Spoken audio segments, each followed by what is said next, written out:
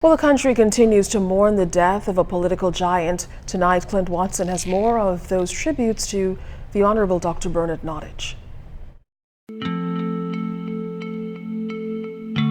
As Bahamians everywhere focus on the life and contributions of former National Security Minister Dr. Bernard Nottage, more tributes pour in for a man hailed as a national hero and an elder statesman.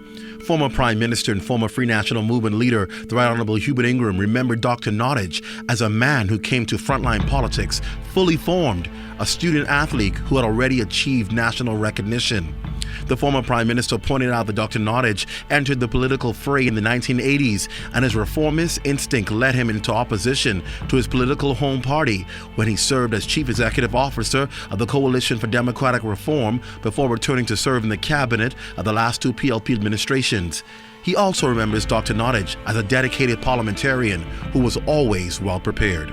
Mr. Ingram said he recognized Dr. Nottage's health has been in decline for a number of years, and for those of his generation, he is known as a young man with a vibrant spirit. He said Dr. Nottage died as he lived, a dedicated citizen, Bahamian patriot, and nation builder. Well, the young man who defeated Dr. Nottage at the polls in the Bain and Grantstown constituency in the recent general elections, Travis Robinson, also issued a statement expressing his sincere condolences to the family, praying for comfort.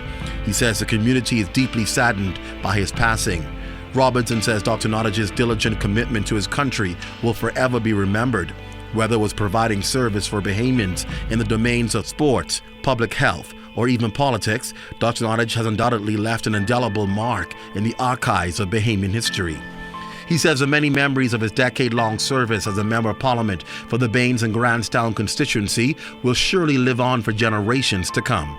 Robinson says he is humbled to have been granted the opportunity to build on the foundation he would have set in place. He says Dr. Nottage's legacy will continue to thrive and pulsate in the veins of Bahamian people, for he was truly an unsung hero in his own right.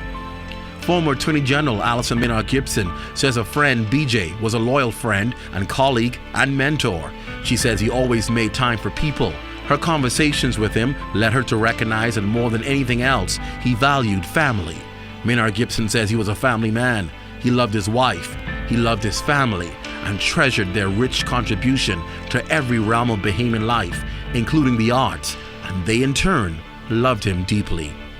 The Adventist community, in their condolences, remembered the many visits and addresses they received from Dr. Nottage, calling him a friend to the Adventist Church. The late Dr. B.J. Nottage's contributions didn't only affect Bahamians, but were far-reaching. U.S. Embassy Charge d'Affaires Lisa Johnson says the United States government and the American people were saddened to hear of Dr. Bernard Nottage's passing, and those who had the privilege of working with him appreciated his willingness to tackle some of the thorniest issues in both countries' bilateral relationship.